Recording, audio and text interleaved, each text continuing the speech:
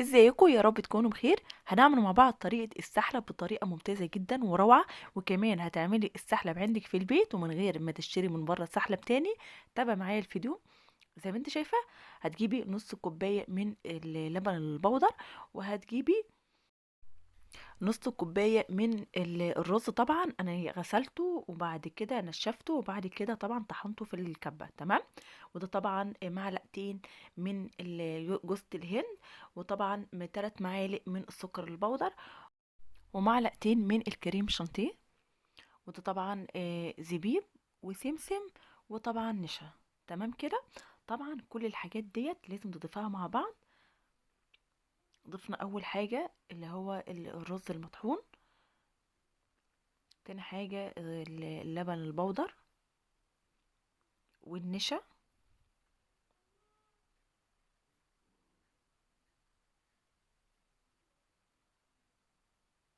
والسكر.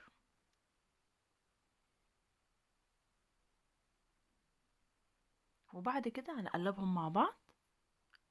كل المكونات الجافة مع بعض كده هنقلبهم.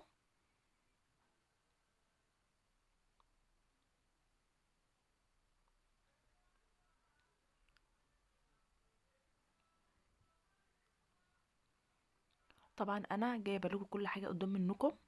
وكمان السحلب لو انت مفكره اللي هو صعب عليكي، اللي انت بتشتريه من بره، تمام، لا انت هتجيبي كل الحاجات ديت طبعا تشتريها من بره، وطبعا وتجهزيها عندك في البيت، وكمان هتوفر معاكي كتير قوي وهتعمل معاكي كميه كبيره قوي.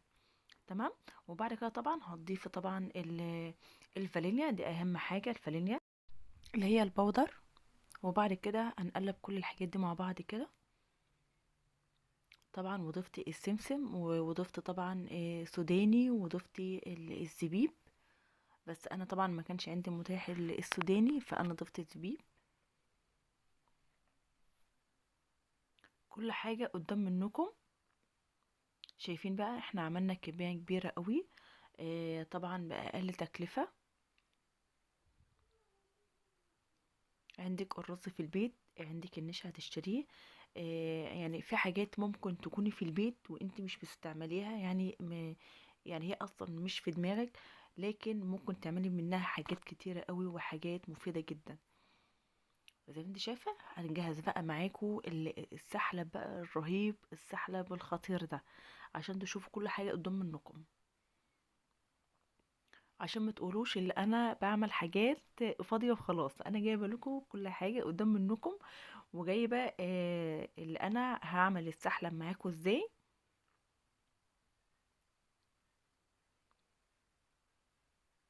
طبعا انا ضفت 3 معالق بالظبط على 4 كوبايات من الحليب او من اللبن. طبعا زي ما انت شايفه، انا طبعا بحطهم في البطرمانات او في العلب زي ما انت شايفه دلوقتي. وطبعا لو عندك كميه كمان ممكن تعنيه في كيسة كده او في الاكياس بتاعه التلاجة.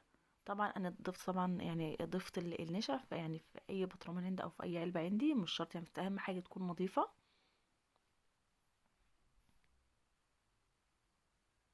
شايفين بقى السحلب على النار، جايبه لكم على النار زي ما انتم شايفين. حلو قوي، ممتاز. وكمان انت حاجة عاملاها في البيت، وحاجة طبعا انت ضمناها، وحاجة انت عاملاها على ايدك في البيت لأولادك. وطبعا السحلب مفيش حد بيعرف يستغنى عنه. وطبعا احنا طبعا في الشتاء وبنحب دايما الحياة السخنة، الحياة الجميلة والحاجات الروعة والموفرة. طبعا زي ما انت شايفة، اهم حاجة ما تعليش النار عليه. هنقدمه بقى في الكاسات او في الكوبايات. طبعا عاوزة تاكليه بمعلقة، عاوزة تاكليه كده يعني، الا طبعا اللي انت تحبيه. ممتاز جدا، روعة. وتزينيه طبعا بأي حاجة انت حباها، بأي مكسرات، وأولادك يحبوا المكسرات قوي على السحلب. ما شاء الله، ممتاز جدا وروعة. طبعا انا زينته طبعا بشوكولاتة وزداني، تحفة قوي وجميل. اتمنى يكون الفيديو بتاعي عجبك، اتمنى منك بلايك وشير. مع الف سلامة.